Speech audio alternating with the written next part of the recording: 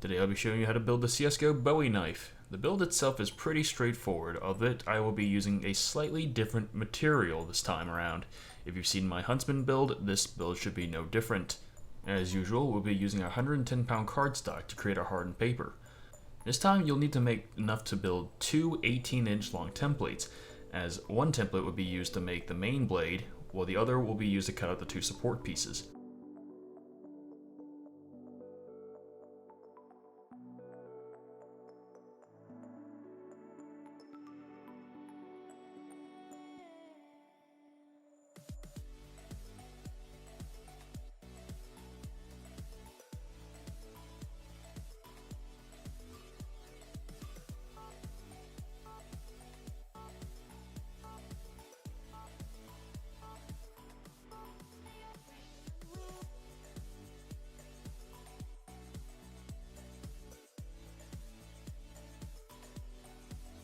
Now the cut sheet for the Bowie knife is a little bit different compared to my other ones, as it is too long to actually have as a single piece. So instead it's done in two halves.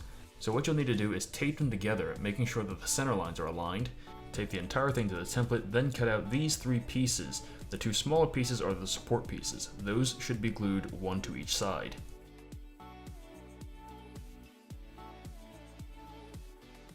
Now I'm going to use the paneling method to cover the supports on this blade.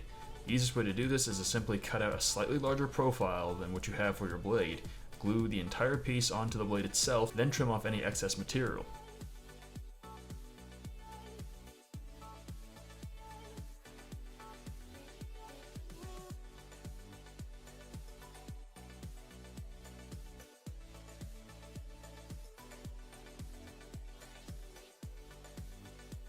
For this build, I opted to use a new material called paper clay. It's part paper, part clay, and costs about $12 a pound. Now, I've never used this material before, so for me it is still a learning experience. But from this point forward, expect to see a lot more of this material, because I'll be sculpting a lot more objects instead of 3D printing them. As most people don't have a 3D printer yet, doing so would create a huge barrier to entry, making most of my projects impossible to follow.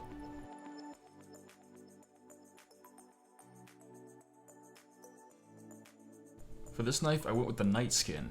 For this, I used a combination of spray paint and acrylic paint to get the colors I needed.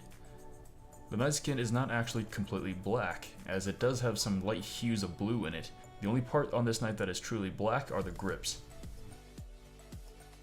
Instead of masking off the edges, I decided to use a file to grind off some of the paint.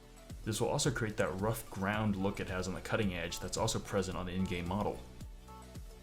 As usual, like if you liked the video, dislike if you didn't. Feel free to leave a question or comment, and subscribe if you hadn't already.